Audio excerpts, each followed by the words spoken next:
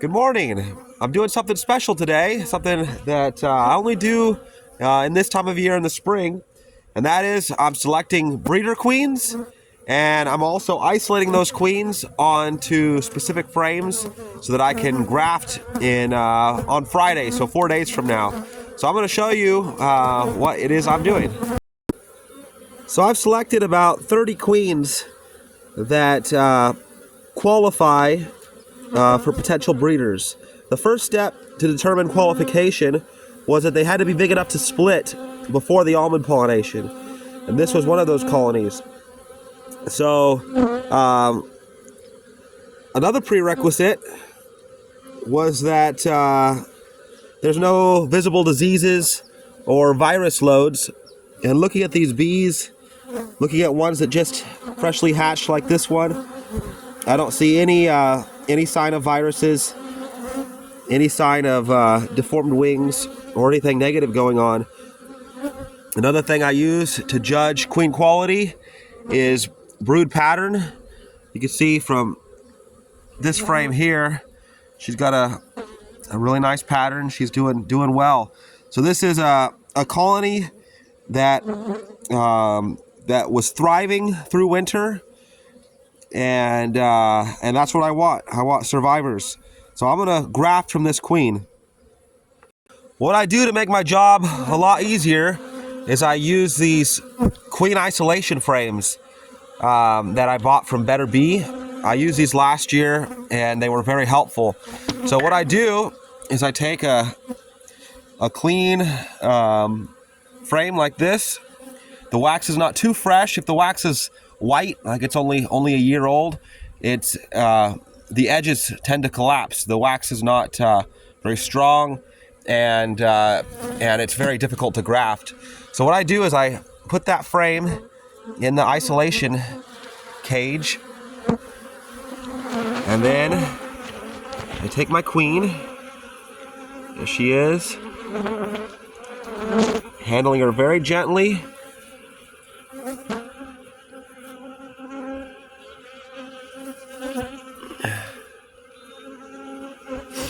There she is. So now she is on my isolation frame. I'm going to put the lid on it, and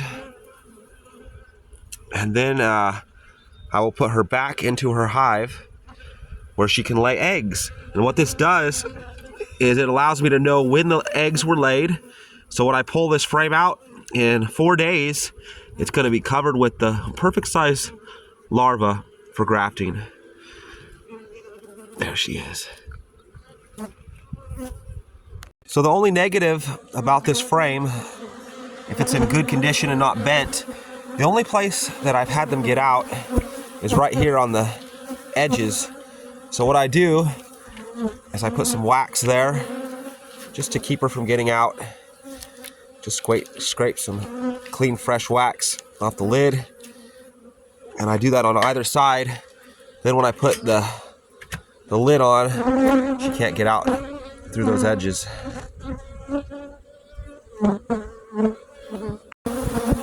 So there she is. She's going to remain in there for 24 hours, and I'm going to slide that down into the center of the colony.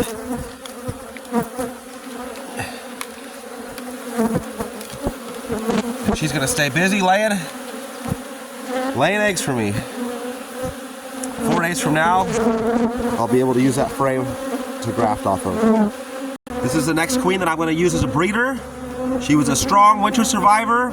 She was able to be split before almonds, which means that she was very productive early on. She wintered very strong and made us some good money. No signs of diseases. Beautiful brood pattern. Not very aggressive, even though it's a foggy morning. So she qualifies. I'm going to breed from this queen because I want lots more colonies just like this one next year. So very gently, I'll pick her up, put her on to this clean frame that I want her to lay eggs in so I can graft from it. gently. She goes down into it, and in it goes.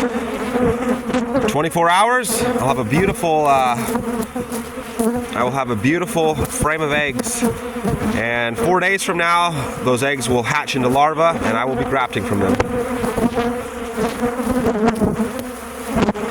So a quick note on the way that these work is this is made out of the same material that queen excluders are made out of, and those bars are spaced at precise interval so that worker bees can pass through, but a queen is not able to pass through. So the bees can come and service their queen, can clean the frame, can feed larvae, but the queen is isolated onto that frame. So that allows me to know when her eggs are laid and when I can anticipate being able to graft from that frame. Makes the job of grafting a whole lot easier. So I want to show you a colony that was rejected as an option for being a breeder. This colony wintered strong. It made lots of honey. It was split before the almond pollination, which very, very few of our hives are, so it did well in that respect. But when I looked at it closely, I found problems like this. This is deformed wing virus. So this hive is immediately rejected as a candidate for breeding new colonies from, or breeding new queens from. It doesn't have the ability to maintain its mite levels, and even though it was treated just like all the rest of the colonies, it's struggling at this point. So I will not breed from this colony because I don't want hives struggling with deformed wing virus.